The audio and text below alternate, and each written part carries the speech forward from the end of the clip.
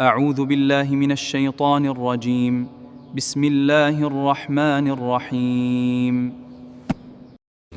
ياسين والقرآن الحكيم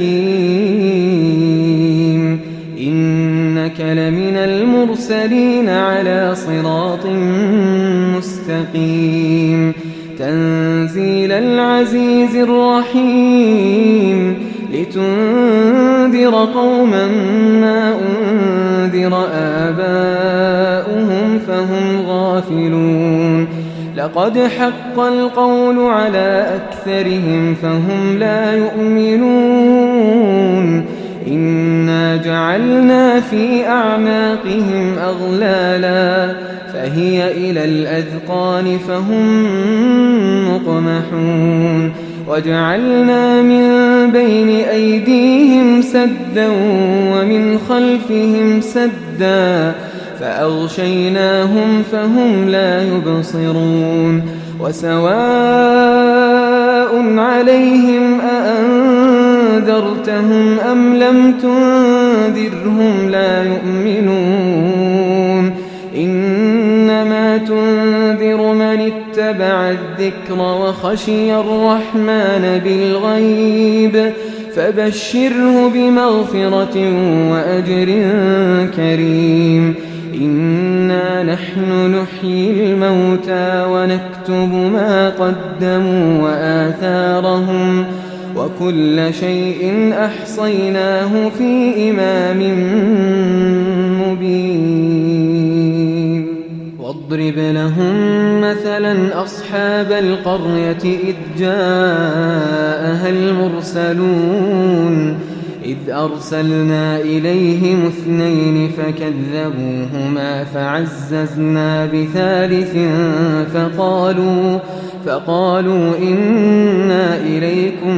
مرسلون قالوا ما أنتم إلا بشر مثلنا وما أنزل الرحمن من شيء إن أنتم إلا تكذبون قالوا ربنا يعلم إنا إليكم لمرسلون وما علينا إلا البلاغ المبين قالوا إنا تطيرنا بكم لئن لم تنتهوا لنرجمنكم وليمسنكم منا عذاب أليم قالوا طائركم معكم أئن ذكرتم بل أنتم قوم مسرفون وجاء من أقصى المدينة رجل يسعى قال يا قوم اتبعوا المرسلين اتبعوا من لا يسألكم أجرا وهم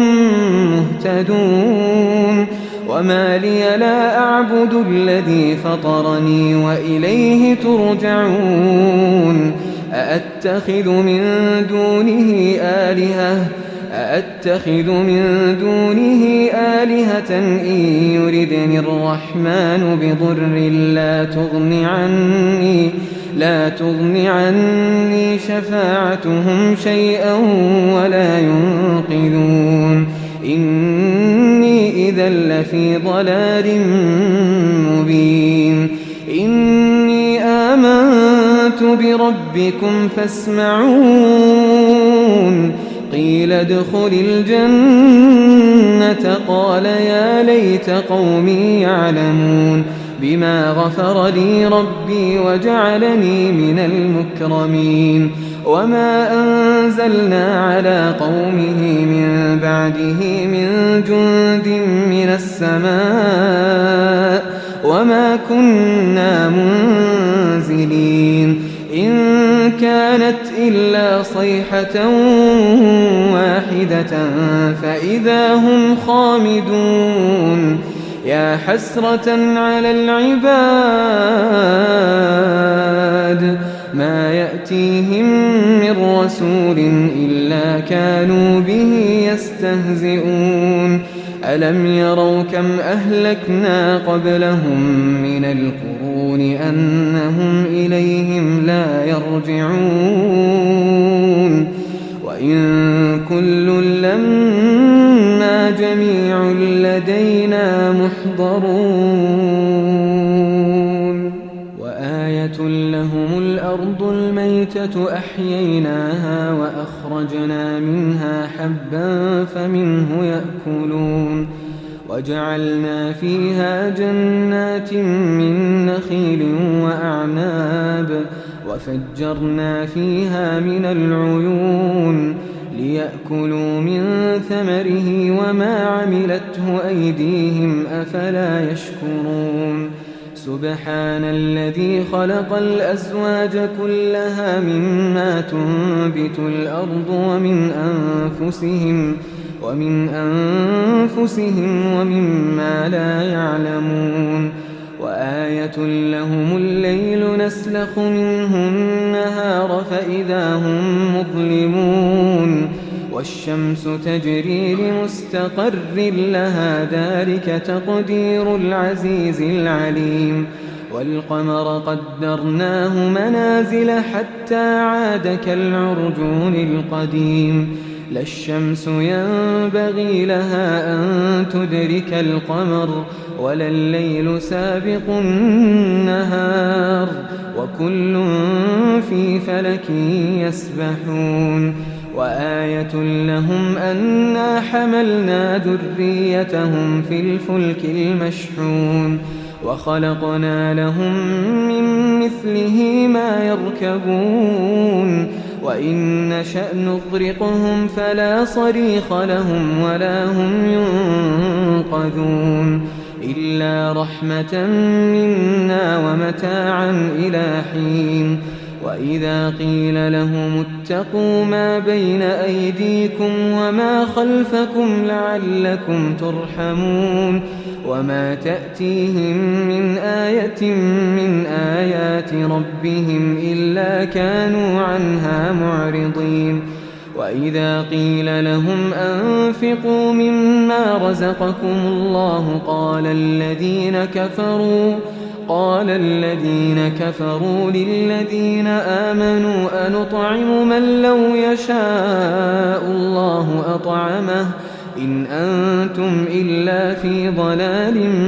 مبين ويقولون متى هذا الوعد إن كنتم صادقين ما ينظرون إلا صيحة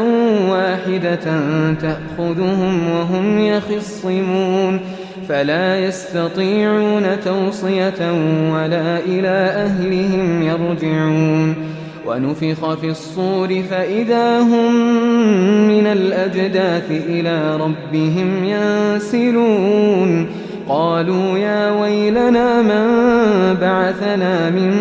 مرقدنا هذا ما وعد الرحمن وصدق المرسلون إن كانت إلا صيحة واحدة فإذا هم جميع لدينا محضرون فاليوم لا تظلم نفس شيئا ولا تجزون إلا ما كنتم تعملون إن أصحاب الجنة اليوم في شغل فاكهون هم وأزواجهم في ظلال على الأرائك متكئون لهم فيها فاكهة ولهم ما يدعون سلام قولا من رب رحيم وامتازوا اليوم أيها المجرمون ألم أعهد إليكم يا بني آدم ألا تعبدوا الشيطان إنه لكم عدو مبين وأن اعبدوني هذا صراط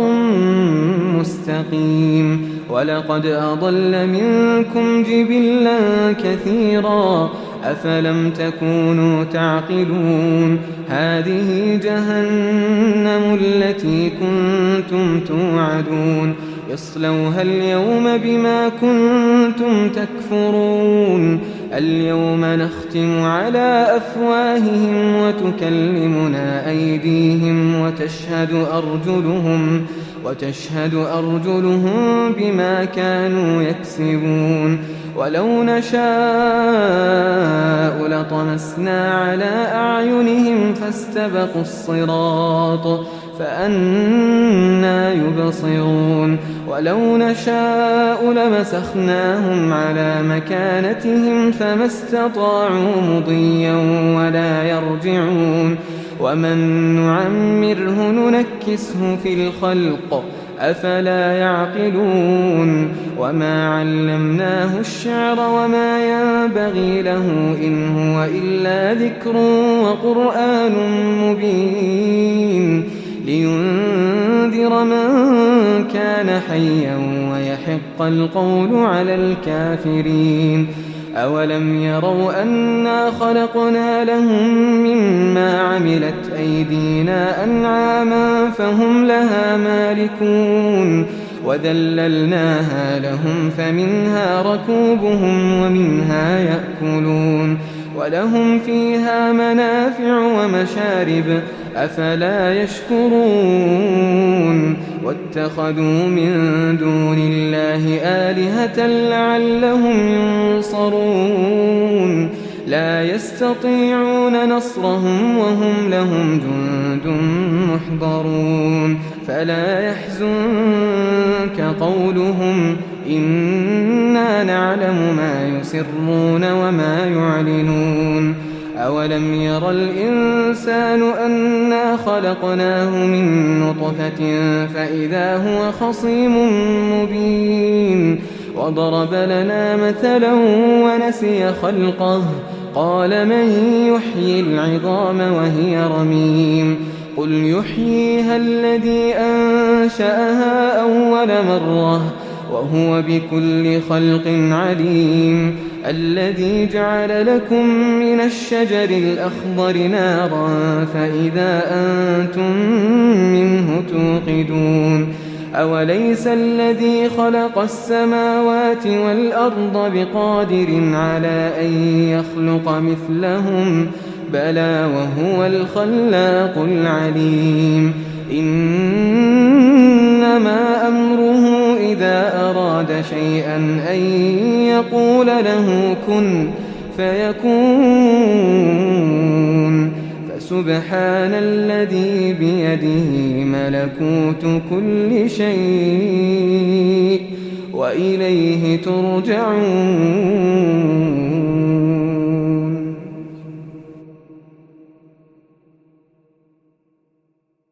الرحمن علم القرآن خلق الإنسان علمه البيان الشمس والقمر بحسبان والنجم والشجر يسجدان والسماء رفعها ووضع الميزان ألا تطغوا في الميزان وأقيموا الوزن بالقسط ولا تخسروا الميزان والأرض وضعها للأنام فيها فاكهة والنخل ذات الأكمام والحب ذو العصف والريحان فبأي آلاء ربكما تكذبان خلق الإنسان من صلصال كالفخار وخلق الجان من مارج من نار فبأي آلاء ربكما تكذبان رب المشرقين ورب المغربين فبأي آلاء ربكما تكذبان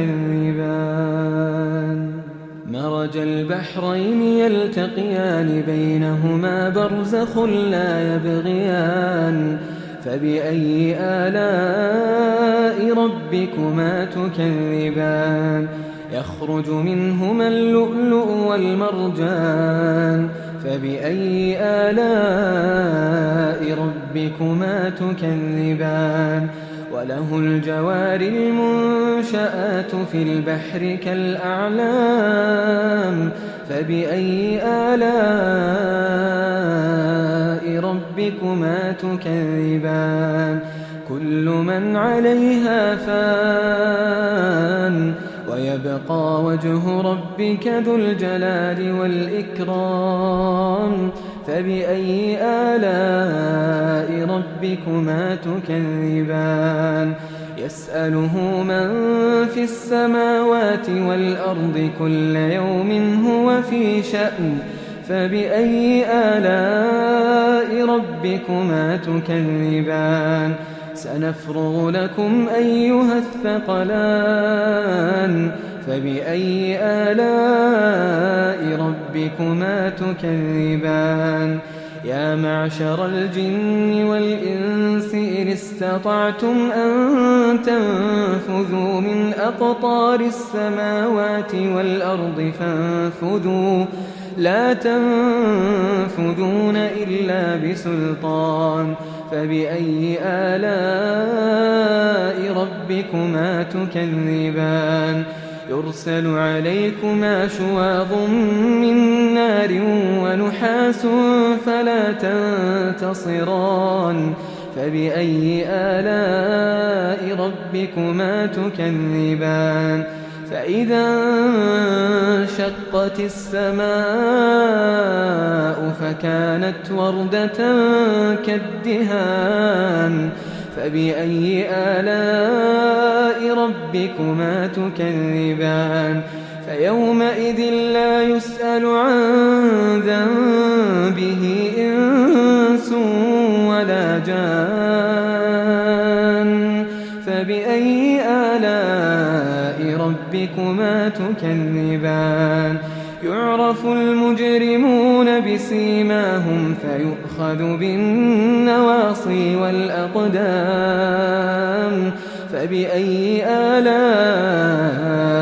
ربكما تكذبان هذه جهنم التي يكذب بها المجرمون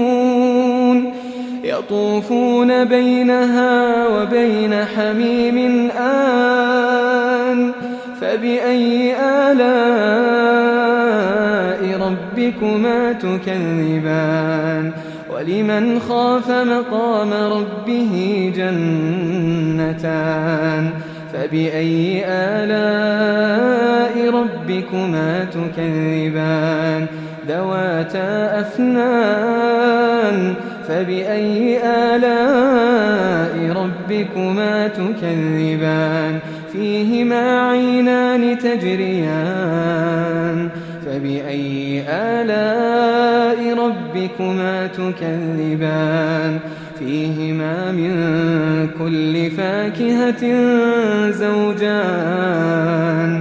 فبأي آلاء ربكما تكذبان متكئين على فرش بطائنها من استبرق وجنى الجنتين دان فبأي آلاء ربكما تكذبان فيهن قاصرات الطرف لم يطمثهن إنس قبلهم ولا جان فبأي آلاء ربكما تكذبان كأنهن الياقوت والمرجان فبأي آلاء ربكما تكذبان هل جزاء الإحسان إلا الإحسان فبأي آلاء ربكما تكذبان ومن دونهما جنتان فبأي آلاء ربكما تكذبان مدهامتان فبأي آلاء ربكما تكذبان فيهما عينان نضاختان فبأي آلاء ربكما تكذبان فيهما فاكهة ونخل ورمان فبأي آلاء ربكما تكذبان فيهن خيرات حسان فبأي آلاء ربكما تكذبان حور مقصورات في الخيام فبأي آلاء ربكما تكذبان لم يطمثهن إنس قبلهم ولا جان فبأي آلاء ربكما تكذبان متكئين على رفرف خضر وعبقري حسان فبأي آلاء ربكما تكذبان تبارك اسم ربك ذي الجلال والإكرام.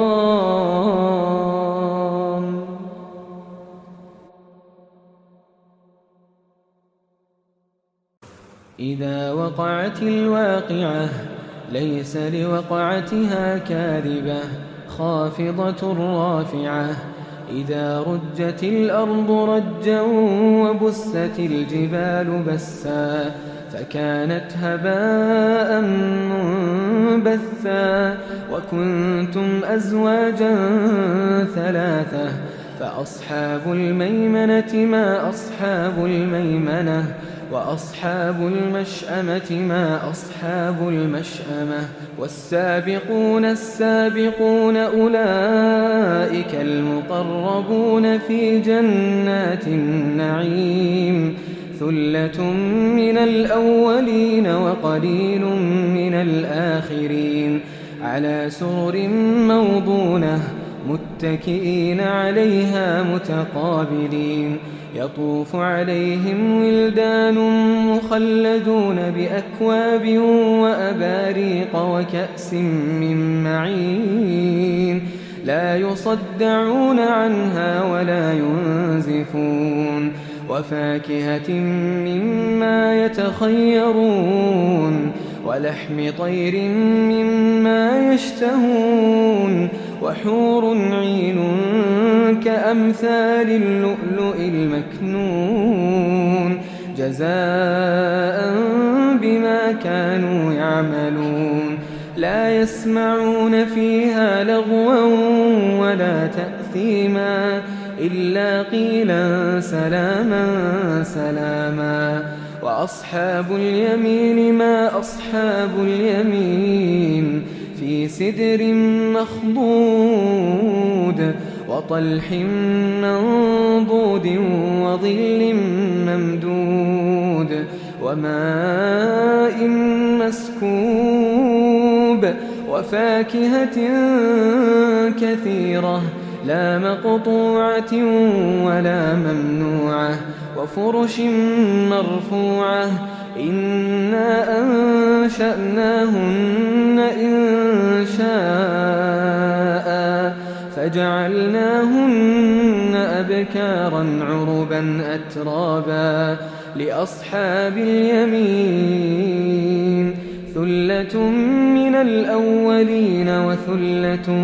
من الآخرين وأصحاب الشمال ما أصحاب الشمال في سموم وحميم وظل من يحموم لا بارد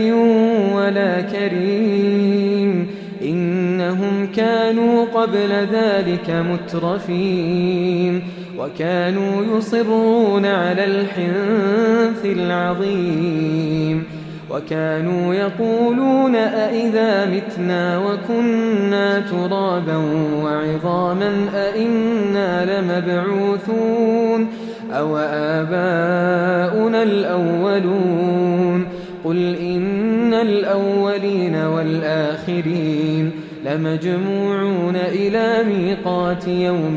معلوم ثم إنكم أيها الضالون المكذبون لآكلون من شجر من زقوم فمالئون منها البطون فشاربون عليه من الحميم فشاربون شرب الهيم هذا نزلهم يوم الدين نحن خلقناكم فلولا تصدقون أفرأيتم ما تمنون أأنتم تخلقونه أم نحن الخالقون نحن قدرنا بينكم الموت وما نحن بمسبوقين على أن نبدل أمثالكم وننشئكم فيما لا تعلمون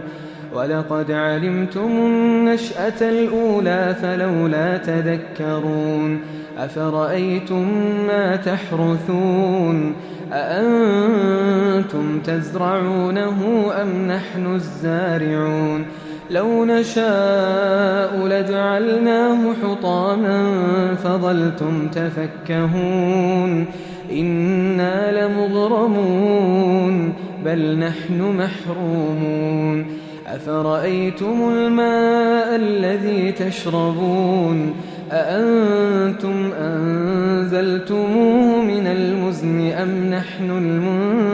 المنزلون لو نشاء جعلناه أجاجا فلولا تشكرون أفرأيتم النار التي تورون أأنتم أنشأتم شجرتها أم نحن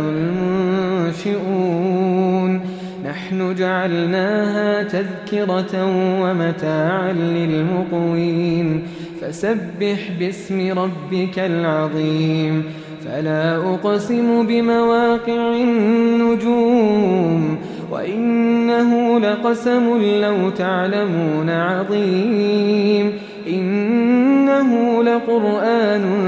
كريم في كتاب مكنون لا يمسه إلا المطهرون تنزيل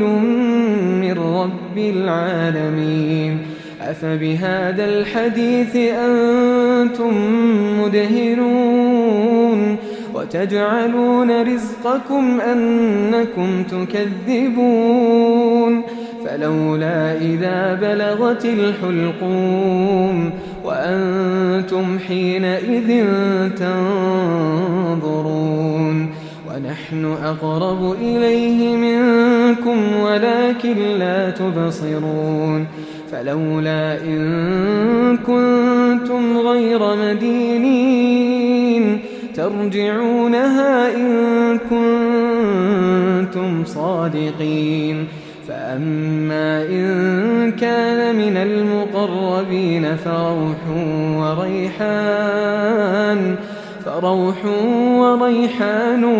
وجنة نعيم وأما إن كان من أصحاب اليمين فسلام لك من أصحاب اليمين وأما إن كان من المكذبين الضالين فنزل من حميم وتصلية جحيم إن هذا لهو حق اليقين فسبح باسم ربك العظيم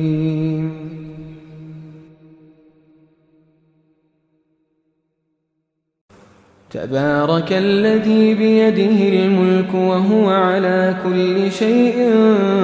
قدير الذي خلق الموت والحياة ليبلوكم أيكم أحسن عملا وهو العزيز الغفور الذي خلق 7 سماوات طباقا ما ترى في خلق الرحمن من تفاوت فارجع البصر هل ترى من فطور ثم ارجع البصر كرتين ينقلب إليك البصر خاسئا وهو حسير ولقد زينا السماء الدنيا بمصابيح وجعلناها رجوما للشياطين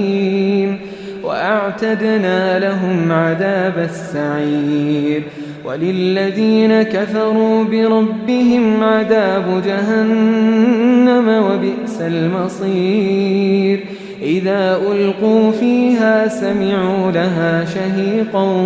وهي تفور تكاد تميز من الغيظ كلما ألقي فيها فوج سألهم خزنتها ألم يأتكم نذير قالوا بلى قد جاءنا نذير فكذبنا وقلنا ما نزل الله من شيء إن أنتم إلا في ضلال كبير وقالوا لو كنا نسمع أو نعقل ما كنا في أصحاب السعير فاعترفوا بذنبهم فسحقا لأصحاب السعير إن الذين يخشون ربهم بالغيب لهم مغفرة وأجر كبير وأسروا قولكم أو اجهروا به إنه عليم بذات الصدور ألا يعلم من خلق وهو اللطيف الخبير هو الذي جعل لكم الأرض ذلولا فامشوا في مناكبها وكلوا من رزقه وإليه النشور أأمنتم من في السماء أن يخسف بكم الأرض فإذا هي تمور أم أمنتم من في السماء أن يرسل عليكم حاصبا فستعلمون كيف نذير ولقد كذب الذين من قبلهم فكيف كان نكير أولم يروا إلى الطير فوقهم صافات ويقبضن ما يمسكهن إلا الرحمن إنه بكل شيء بصير أمن هذا الذي هو جند لكم ينصركم من دون الرحمن إن الكافرون إلا في غرور أمن هذا الذي يرزقكم إن أمسك رزقه بل لجوا في عتو ونفور أفمن يمشي مكبا على وجهه أهدى أمن يمشي سويا على صراط مستقيم قل هو الذي أنشأكم وجعل لكم السمع والأبصار والأفئدة قليلا ما تشكرون قل هو الذي ذرأكم في الأرض وإليه تحشرون ويقولون متى هذا الوعد إن كنتم صادقين قل إنما العلم عند الله وإنما أنا نذير مبين فلما رأوه زلفة سيئت وجوه الذين كفروا وقيل هذا الذي كنتم به تدعون قل أرأيتم إن أهلكني الله ومن معي أو رحمنا فمن يجير الكافرين من عذاب أليم قل هو الرحمن آمنا به وعليه توكلنا فستعلمون من هو في ضلال مبين قل أرأيتم إن أصبح ماؤكم غورا فمن يأتيكم بماء معين